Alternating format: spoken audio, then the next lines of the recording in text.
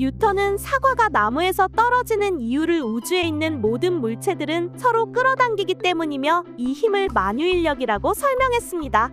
특히 지구가 물체를 끌어당기는 힘을 중력이라고 합니다.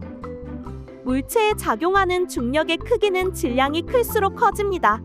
물체에 작용하는 중력의 크기가 바로 물체의 무게입니다. 중력의 방향은 지구 중심 방향이며 지표면의 수직인 방향 연직 방향입니다. 여기 공이 있습니다.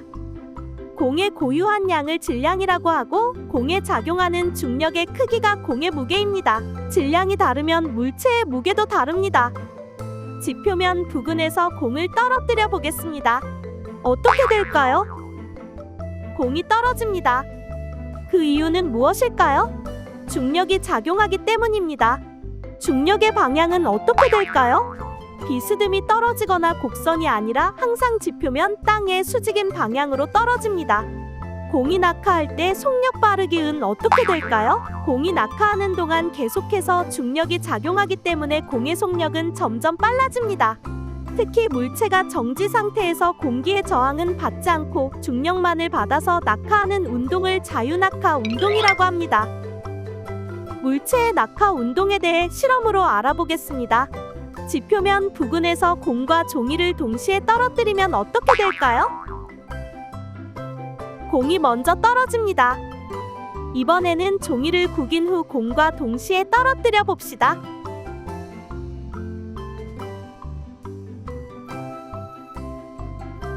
공과 구긴 종이가 동시에 떨어집니다. 공과 종이를 떨어뜨릴 때 펼친 종이는 공보다 공기 저항에 영향을 많이 받습니다. 따라서 공이 먼저 바닥에 떨어집니다. 구긴 종이와 공에 작용하는 공기 저항은 비슷해져서 공과 구긴 종이는 동시에 떨어집니다.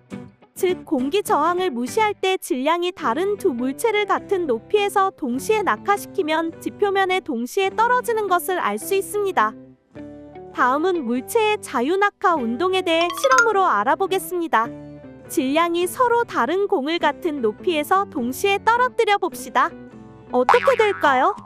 질량에 관계없이 지표면에 동시에 떨어지는 것을 알 수 있습니다. 즉, 매 순간 속력이 같다는 것을 알 수 있습니다. 물체가 자유낙하할 때 속력은 어떻게 변할까요?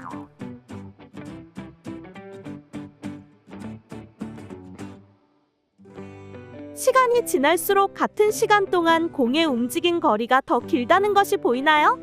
같은 시간 동안 이동한 거리가 길다는 것이 속력이 빠르다는 것을 의미합니다. 공의 속력은 운동하는 동안 계속해서 중력이 작용하여 아래로 떨어질수록 점점 빨라져 지면에 닿기 직전에 최대 속력이 됩니다. 공을 자유 낙하시킬 때 처음에는 높이만 있고 속력이 없기 때문에 위치 에너지만 가지고 있습니다. 공이 낙하하기 시작하면서 높이는 점점 낮아지므로 위치 에너지는 감소하지만 속력이 커지므로 운동 에너지가 증가하기 시작합니다. 이러한 에너지 전환에 의해 자유 낙하하는 물체는 떨어질수록 속력이 커집니다. 지면에 도달하기 직전의 위치 에너지는 모두 운동 에너지로 전환되어 가장 빠른 속력을 갖게 됩니다. 질량이 다른 두 물체를 같은 높이에서 낙하시키면 무게가 다르더라도 지면에 동시에 도달합니다.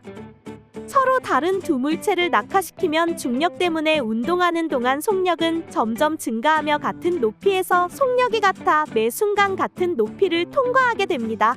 그래서 지면에 동시에 떨어지게 됩니다.